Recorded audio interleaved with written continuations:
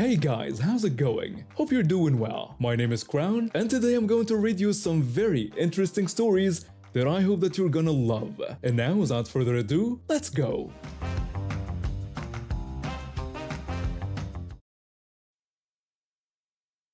Three years ago, I started working at a local moving company. I'm still there, and honestly, I love it. The physical work keeps me in shape, my co-workers are great, and most days are pretty straightforward. Most days, that is, except for this one Tuesday that I'll never forget.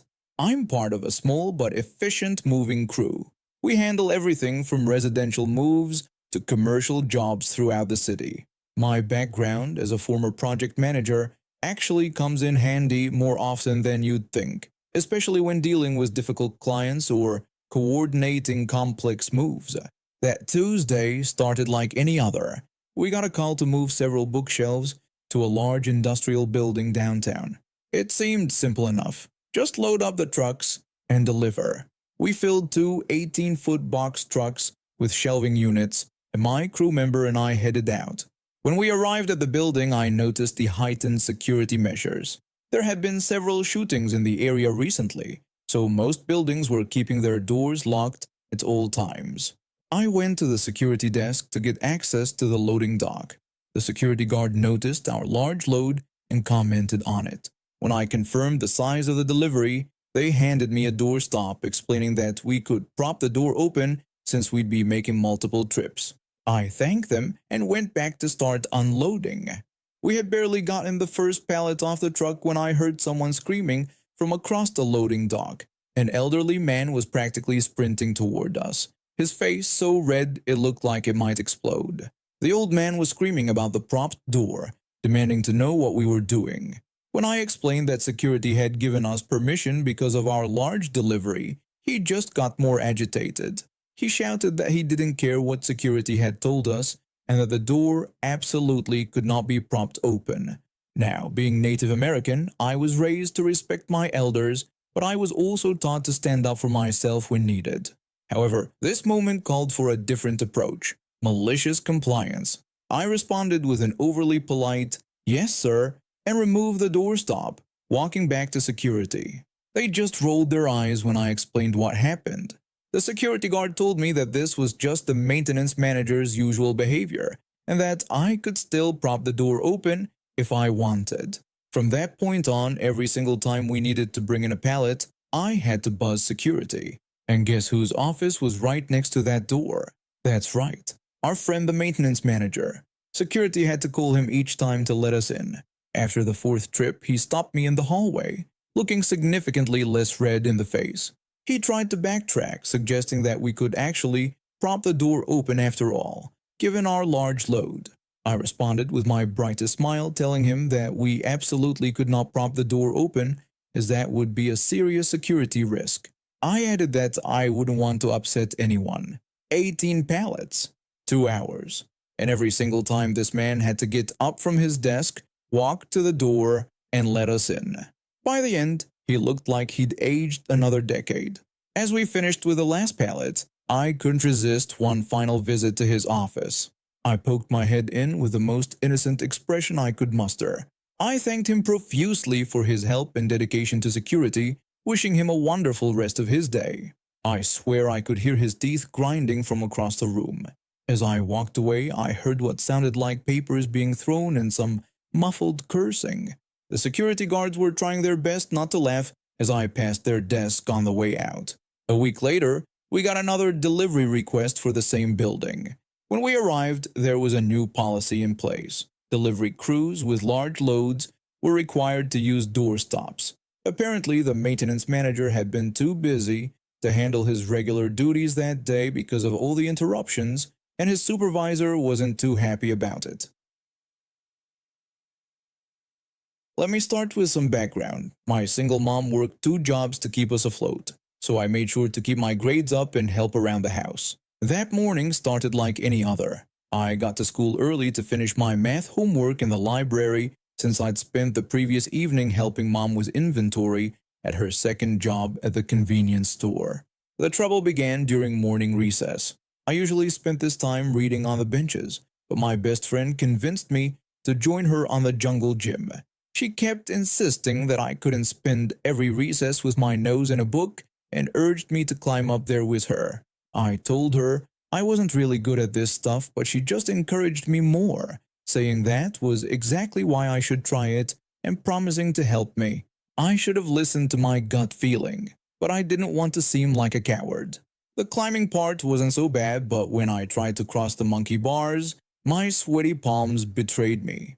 I slipped, and as I fell, my leg caught in one of the lower bars, twisting it at an angle that made me want to throw up just looking at it. My best friend immediately shouted for me not to move and said she was coming down.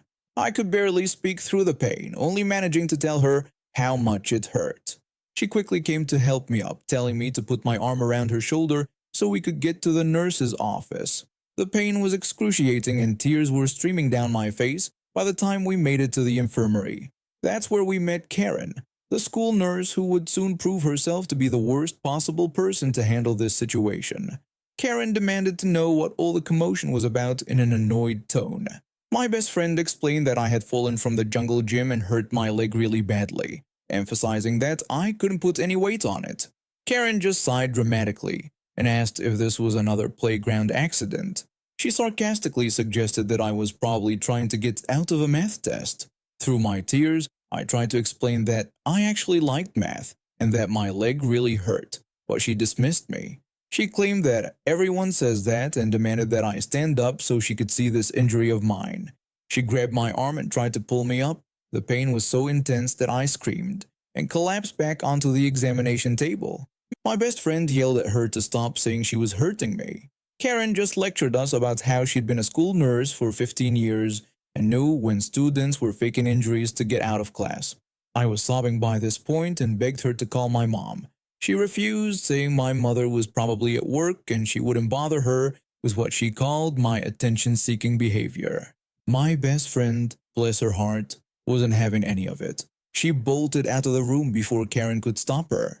Karen yelled after her about running through the halls, while I kept asking why she wouldn't help me. She just told me she was tired of dealing with dramatic preteens who thought they could fool her and threatened to write me up for insubordination if I didn't get up and go back to class. The next few minutes felt like hours until my best friend returned with the principal. His face turned from concern to fury as he took in the scene. When he demanded to know what was going on, Karen tried to explain that she was just dealing with a student faking injuries. The principal cut her off, pointing out that my leg was clearly swollen and discolored.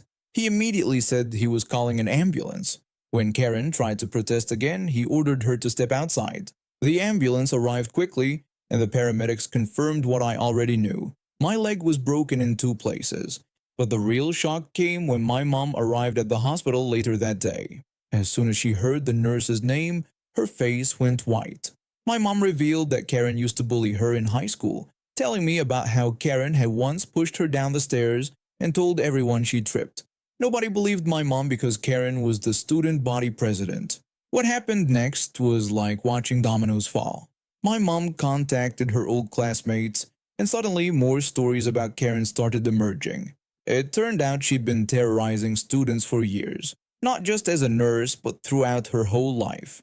The school board investigation revealed she'd been falsifying medical records and hadn't even updated her nursing certifications in years.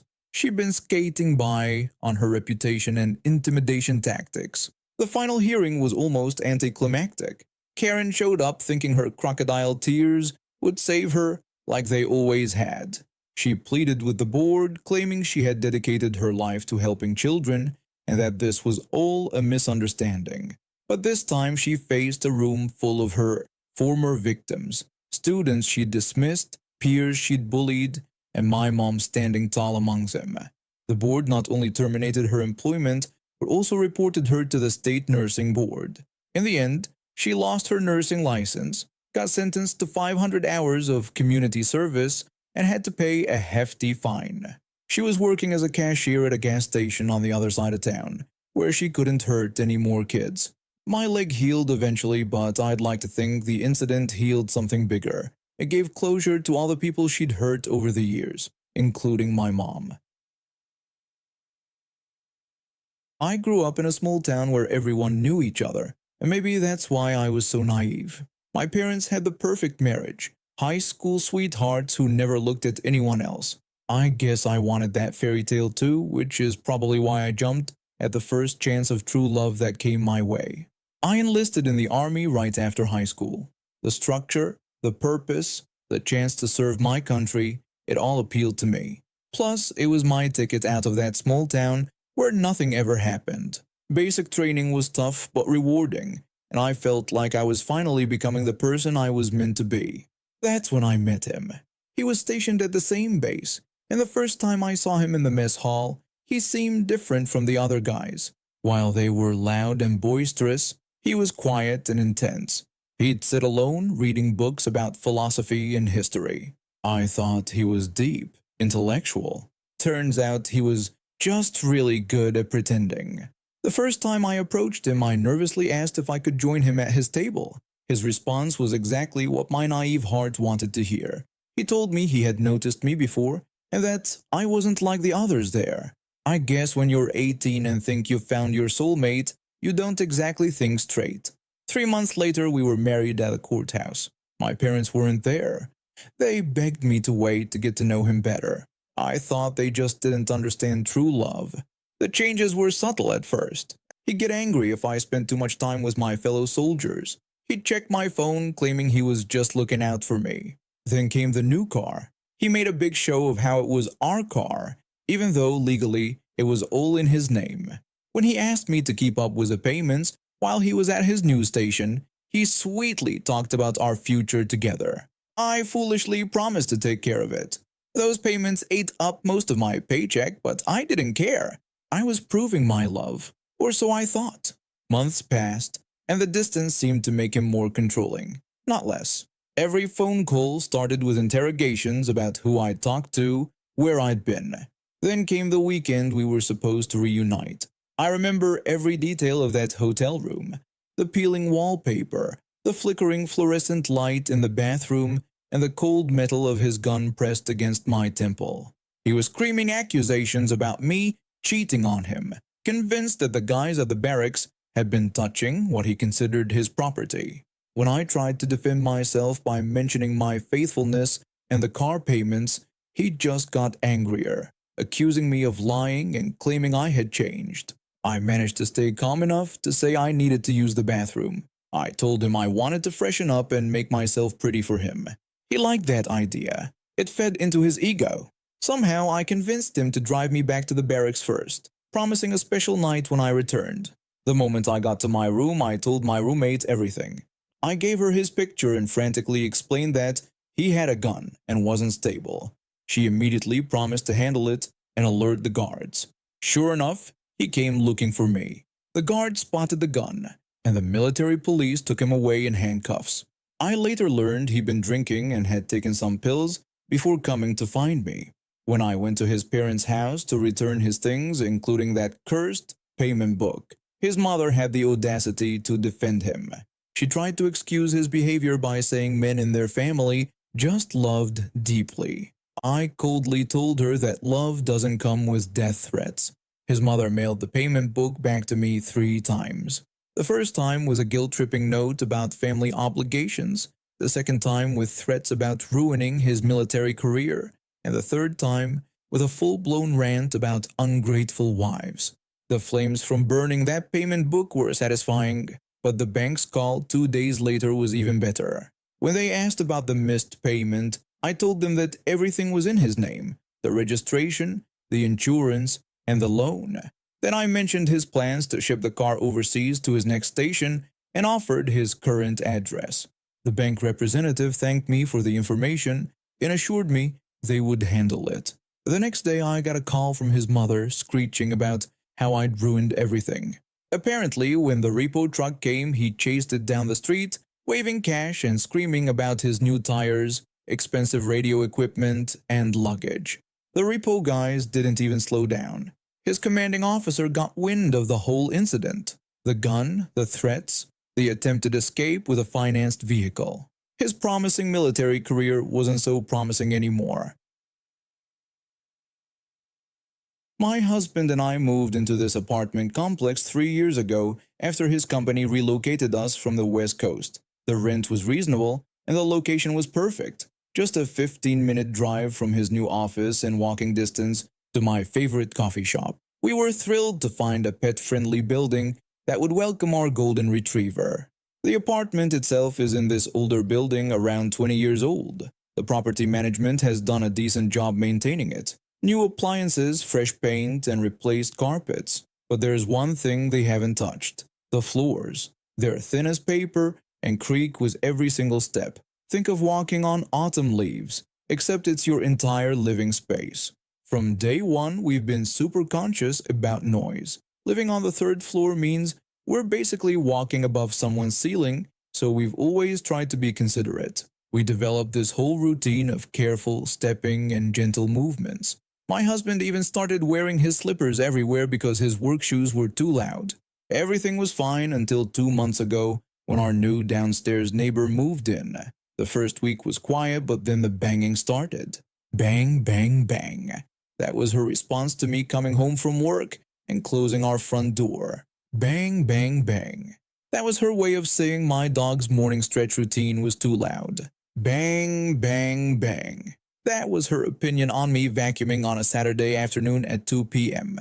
We tried everything. Walking even more carefully, lifting our feet higher, stepping closer to the walls where the floor seemed more stable. Nothing satisfied her. The constant banging was making us anxious, and my poor dog started getting scared of moving around his own home.